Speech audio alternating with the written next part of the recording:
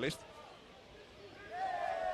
And at that aforementioned World Championships, it took the estimable Erislandy Alvarez of Cuba to beat him on a split decision in the second preliminary round. So there is Almaz OROZBEKOV. And up into the blue corner, right next to my commentary position, is the familiar figure of Hovhannes BACHKOV, 33 years of age now. And here in Ring B at the round of 32, he beat Wiseman Kavondo of Kenya with a second round stoppage. A very impressive display indeed for the man who has claimed 4 consecutive World Championship bronze medals. They were all at light welterweight between Hamburg 2017 and Tashkent 2023. Here he's competing at 67 kilogram welterweight on the global stage for the first time. The World Championships for the first time. So we're underway then. This is the contest between boxers from Kyrgyzstan and Armenia. The man wearing red is Kyrgyzstan's Almaz OROZBEKOV, just 19 years of age, getting to work behind straight punches, coming to this round of 16 encounter after a very good performance in the round of 32 to prevail over Bernardo Marime of Mozambique in a really hard-fought to-and-fro affair. Good right hand over the top from the man tucking up tightly behind that familiar high-held guard, and that is Hovhannes BACHKOV, one of the most outstanding IBA 3-round boxers of his generation. Educated pressure is his hallmark, and he's looking to continue the outstanding career that he's had with those 4 consecutive World Championship medals. Of course, when he started winning World Championship medals back in Hamburg 2017, I was ringside to commentate on that tournament, and prize money was yet to be a thing. But it certainly has been for the editions of 2021 in Belgrade, Serbia, where he took a bronze, and his most recent run to the podium in 2023. And here the prize money has increased even further as he goes right hand to the head and a burst of punches to the body. And I just get the feeling that OROZBEKOV has been drawn into BACHKOV's type of bout here. You can see he's the taller, longer boxer, but he's finding BACHKOV living in his chest, trying to re-establish a gap. Takes another left hook to the body from BACHKOV. Drives in a right cross and then changes angles in front of his man to dig a left hand to the body. Terrific. Oh, that's a cracking reverse 1-2. The right hand came first and the left jab snapped the head back of OROZBEKOV. And he's really working the body effectively. OROZBEKOV surely should be looking to employ movement here in a bid to keep this man off and snake out that long left jab. Easier said than done, of course, but he's electing to hold his feet as he takes another corkscrew left hand. And BACHKOV, as he has done so often throughout his IBA career, just steadily dialing up the pressure. Here's a left uppercut. That was a nice shot a few moments ago from OROZBEKOV, and then he putting his punches together, but effective defense with the gloves from BACHKOV. Still, the glove buffeting into his face to redden the right side of it, and he's continuing to explode out of that crouch. Nice movement from OROZBEKOV, just to turn the tables to get to the space of center ring. Beautiful right hand in between the gloves, followed by a shot to the body, but then now he's getting to work with the jab, OROZBEKOV, and just looking to find some precision on his punches. Very good response from OROZBEKOV after the middle portion of the round. Saw BACHKOV drawing him into a close range contest. Very good adaptation in the closing stages for the man from Kyrgyzstan, but has it been enough to turn the round in his favor? Because I think that the man in the blue corner, Hovhannes BACHKOV, got the better of the majority of the round before that adaptation towards the end, where OROZBEKOV just began to keep some room between himself as an opponent and his opponent by snaking out that left. But for the majority of the 3-minute session, it was BACHKOV in that type of territory, corkscrew left hand, dropping down to the body, showing his variety and the art of pressure front foot boxing. I think it's enough to take the round. Remember, we have 5 scoring judges using the 10-point must system.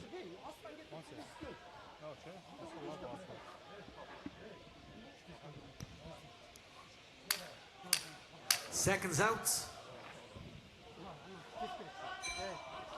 Clean sweep of the cards for Hovhannes BACHKOV in that first round. Round 2. So we move into the second round. Now, will OROZBEKOV be able to maintain the mid and long range boxing that he demonstrated towards the end of round number 1? Here in round number 2, he's trying to do exactly that by flicking out a jab to begin the session. BACHKOV just remaining concentrated, but there a left jab snaked in between his gloves. Very active lead left hand to begin this second round from OROZBEKOV. And at the moment, he's doing a good job of keeping BACHKOV at bay. He's remaining in the space of the ring. He's not retreating to the ropes as he did in the opening round. Very difficult to maintain boxing in a space though when you've got a man just continuing to apply pressure. And now BACHKOV does back him up towards the ropes and he's beginning to blast away to the body once again. Can OROZBEKOV get back to the space of center ring that he began the first minute of this second round with? Oh, that's a good left hand to the body. It just doubled over OROZBEKOV. Then a right hand comes over the top, followed by a left hook. It's physical on the inside. Forearm going in from OROZBEKOV as he pushes his man off to try and re-establish the gap.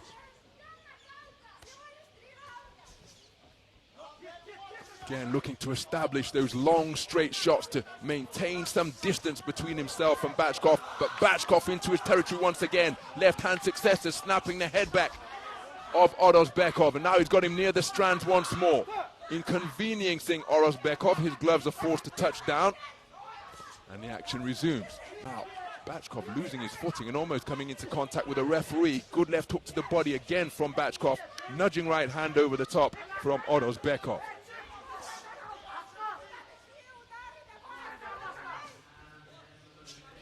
And again, BACHKOV simply will not leave him alone. Really have to credit OROZBEKOV for the manner in which he's trying to maintain a gap between himself and his opponent. But BACHKOV there all the time, right cross to the body. Left hook to the head is a grazing shot, and now he's totally square on the ropes, directly above my commentary position. Gets off the ropes, but he only retreats to another set on the other side of the ring. And this is BACHKOV's wheelhouse all contest long. He will relish boxing in there. OROZBEKOV trying to meet and match him in that regard. But surely he's playing right into the game plan of Hovhannes BACHKOV.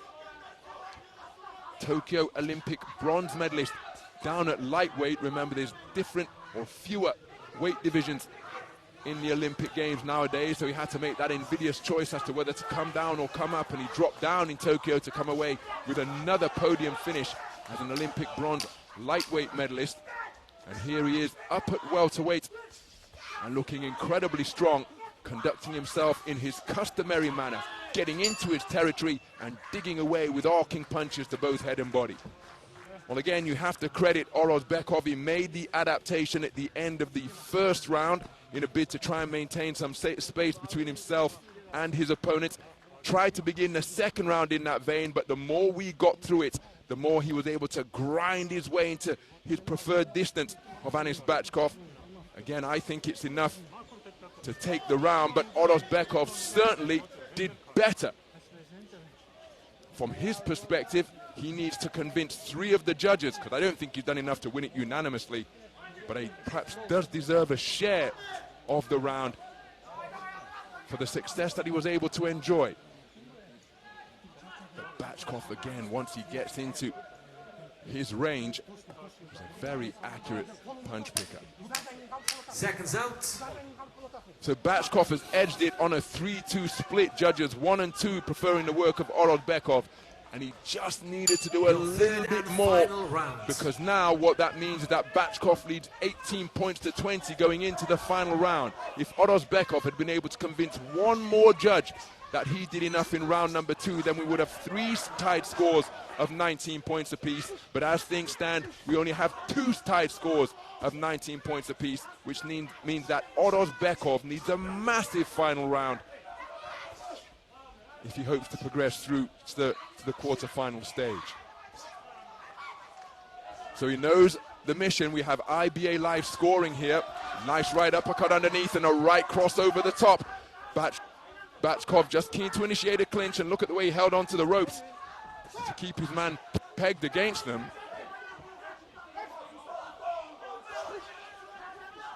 So OROZBEKOV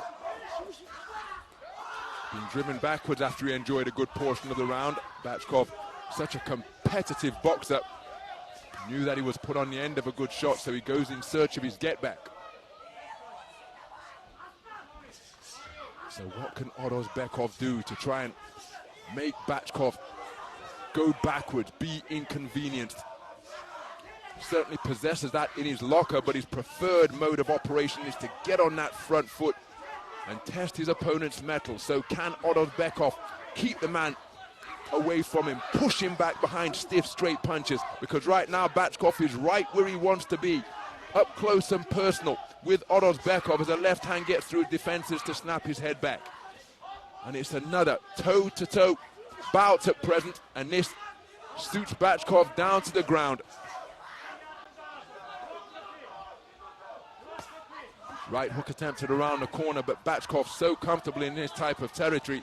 OROZBEKOV, again, I think he did his best work when he was able to maintain a gap between himself and his opponent, but here he is practically pinned in BACHKOV's corner, and the two men are standing toe-to-toe and demonstrating the art of infighting. What a left uppercut from BACHKOV.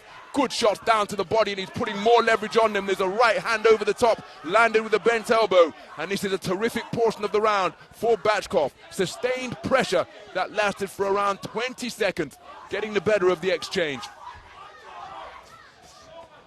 Good left hook to the body once again, and look at how it doubled over BACHKOV. OROZBEKOV comes back with a right hand of his own. He's certainly in the contest and in the round, but he's not doing enough to win it. So what's the problem here? I think it's the belt line is no longer visible, and when you're in with a boxer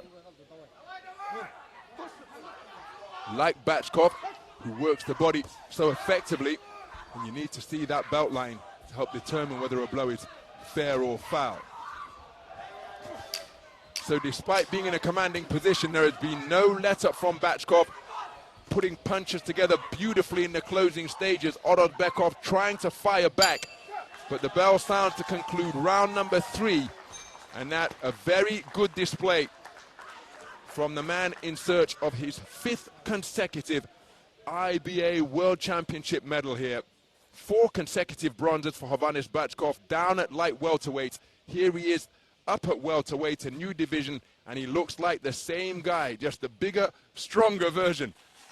Now, Almaz, OROZBEKOV, just 19 years of age, remember, has acquitted himself very well indeed, but I think it's going to be a clean sweep, unanimous decision verdict in favor of the man in blue. He really responded well in the second round, did OROZBEKOV, but in the third round, BACHKOV restored the dominance that he demonstrated, or restored the superiority he displayed in the first. Let's get the verdict. Ladies and gentlemen, on ring B, your winner by unanimous decision, in the blue corner representing Armenia, Hovhannes BACHKOV. So Hovhannes BACHKOV, a unanimous point decision victor, and by the look of those scores, he took the final round unanimously. After a terrific response by Almaz OROZBEKOV in round number 2 to take a share of it, just got edged out 3-2, but a very impressive, efficient performance from Hovhannes BACHKOV, and he goes through to the quarter-final stage at least $10,000 richer, and he will have designs on yet another victory to make it a quintet of consecutive World Championship medals.